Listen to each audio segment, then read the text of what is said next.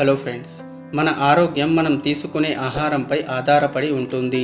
అయితే భారతీయ వైద్య విధానం శారీరక మానసిక సమతుల్యతలకు ప్రధాన కారణాలలో మాంసాహార ఆహారాన్ని ఒకటిగా పరిగణించింది. అయితే కొంతమందికి ముక్కలేనిదే ముద్ద దిగదు. వారి భోజనంలో ఏదో ఒక వెరైటీ నాన్ వెజ్ ఐటెం ఖచ్చితంగా ఉండాల్సిందే. నాన్ వెజ్ ప్రియులలో చికెన్కు ఉన్న క్రేజ్ అంతా ఇంతా కాదు.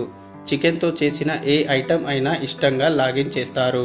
Chicken fry, chicken curry, chicken biryani, gongura chicken ఇలా రకరకాల టేస్ట్లను ప్రతిరోజు ఎంజాయ్ చేస్తూ ఉంటారు. కొంతమంది చికెన్ తింటే ఆరోగ్యానికి మంచిదన్న ఫీలింగ్తో ప్రతిరోజు తినేస్తుంటారు.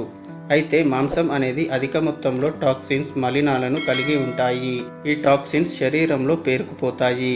జీర్ణ సమస్యలు, చర్మ సమస్యలు, బలహీనమైన రోగనిరోధక వ్యవస్థ వంటి వివిధ అనారోగ్య సమస్యలకు దారితీస్తుంది. మాంసాహారం ఆహారాన్ని జీర్ణం చేయడం కష్టం.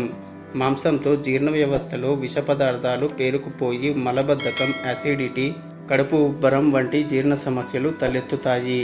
అయితే మనం ఎంత మంచి ఆహారం తీసుకున్నా తీసుకునే విధానంలో పొరపాట్లు చేస్తే మంచిది కాదని అంటున్నారు నిపుణులు. ముఖ్యంగా మనం తీసుకునే ఆహార పదార్థాలతో కొన్ని పదార్థాలను ఎట్టి పరిస్థితుల్లో తీసుకోకూడదు. అలాంటి వాటిల్లో ఒకటి చికెన్.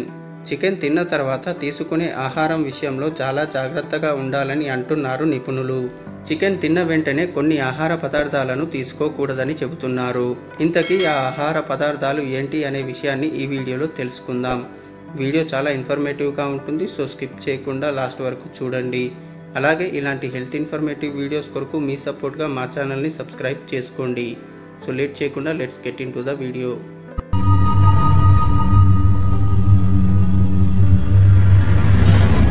చికెన్ తినే ముందు కానీ తర్వాత కానీ ఎట్టి పరిస్థితులలో పాలతో తయారు చేసిన పదార్థాలను తీసుకోకూడదు.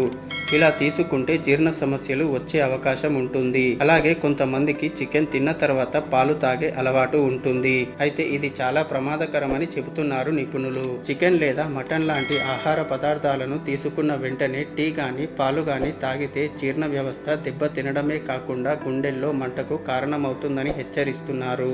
అలాగే చికెన్ తిన్న తర్వాత పాలు తాగితే చర్మ సమస్యలు, సోరియాసిస్ వంటి సమస్యలు వస్తాయి. తిన్న తర్వాత ఆహారం కూడా జీర్ణమయ్యేందుకు చాలా సమయం పడుతుంది.